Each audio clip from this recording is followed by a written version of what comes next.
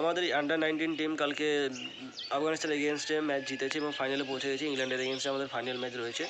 আজকে WPL 2025-26 এডিশনের final দিন। Delhi Capitals বনাম রয়্যাল চ্যালেঞ্জার্স বেঙ্গালুরু। সেই ম্যাচটাও এক্সাইটমেন্টে ভরা, কারণ দিল্লি ক্যাপিটালস এখনও পর্যন্ত যতবার ফাইনালে গিয়েছে তারা ফাইনাল জিততে পারেনি। রয়্যাল চ্যালেঞ্জার্স বেঙ্গালুরুর কাছে দ্বিতীয় টাইটেল জেতার সুযোগ রয়েছে। তো আজকের ম্যাচটা গুরুত্বপূর্ণ হতে চলেছে বেঙ্গালুরুর জন্য এবং সবচেয়ে বেশি গুরুত্বপূর্ণ হতে চলেছে দিল্লি ক্যাপিটালসের জন্য, কারণ দিল্লি ক্যাপিটালসের আগে ফাইনালে উঠেছে, পুরো সিজন ভালো খেলেছে, কিন্তু ফাইনালে গিয়ে তাদের পারফরমেন্স কোনো না কোনোভাবে খারাপ হচ্ছে এমনটা না, কিন্তু যতটা দরকার ততটা হচ্ছে না। কালকে আমাদের সাউথ আফ্রিকার এগেনস্টে প্রথম ওয়ার্ম আপ ম্যাচ ছিল এবং ওয়ার্ম আপ ম্যাচটা অ্যাকচুয়ালি যে ওয়ার্ম আপ হওয়ার জন্য খেলা হয় সেটা কালকে বুঝিয়ে দিয়েছে। কালকে অভিষেক শর্মা লেট স্টার্ট করে, কিন্তু ঈশান কিষান ভাই 20 বলে হাফ সেঞ্চুরি করে, যেখানে সে 7টা 6 মারে, অর্থাৎ 42 রান 7 বলে করে, আর 8 বলে যদি 8 রানও করে, অর্থাৎ 8 7 15 বলে সে কিন্তু হাফ সেঞ্চুরি করে।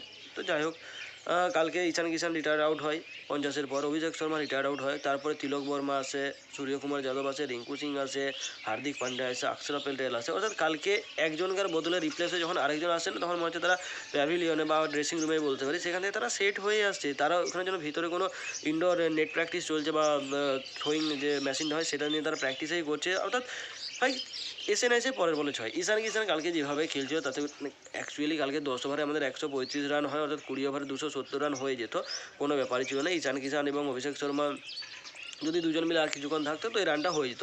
আবার অপর দিক থেকে যদি বলি যে যদি তিলক বর্মা এবং সূর্যকুমার যাদব রয়ে যেত তাও হতো। হার্দিক পান্ডিয়া 10 বলে 30 রান, অর্থাৎ 300 স্ট্রাইক রেট সে কালকে ব্যাট করে অক্ষর প্যাটেলের একটা সুন্দর ইনিংস। কিন্তু প্রথমে যেভাবে সাউথ আফ্রিকা শুরু করেছিল, অর্থাৎ এডেন মার্ক্রাম, তারপরে রায়ান রিকেলটন, তখন একটু খারাপ লাগছিল। তারাও 10 করে নেট রান রেট নিয়ে যাচ্ছে, অর্থাৎ 220 রান তো এমনিতেই হচ্ছিল, 241 রান টার্গেট ছিল, এমন কোনো ব্যাপার ছিল না। কিন্তু শেষের দিক থেকে ট্রিস্টন স্টাফ যেভাবে মানে একটা মনে হলো যে শেষ 3টা বলে যদি 3টা 6 মেরে ট্রিস্টন স্টাফ তার হাফ সেঞ্চুরি হয়ে যায়, কিন্তু শিবম দুবে যাই হোক করতে দেয়নি। শিবম দুবেকে পরপর 3টা 6 মারে, 4টে 6 মারলে হাফ সেঞ্চুরি হয়ে যেত।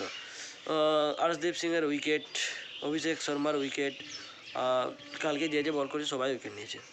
অ্যাকচুয়ালি যে বল করেছে সবাই উইকেট নিয়েছে। কালকে সাউথ আফ্রিকাও ভালো খেলেছে, শুরুটা সাউথ আফ্রিকা ভালো করেছিল, মিডিল অর্ডার সাউথ আফ্রিকার পুরো ধস নেমে যায়। তার পরবর্তীতে আবার যখন সাউথ আফ্রিকার টেল এন্ডার আসে অর্থাৎ ট্রিস্টন স্টাফ ভালো খেলে।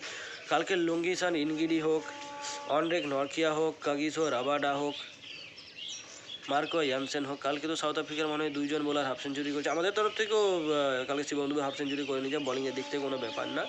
কিন্তু ভাই অনরেক নরকিয়া, কাগিসো রাবাডা এদেরকে যদি মানে 10-এর ইকোনমি নিয়ে, বা 10-এর না 12-র থেকেও বেশি ইকোনমি নিয়ে এরা যদি বল করে, ভাই দেখতে খারাপ লাগে।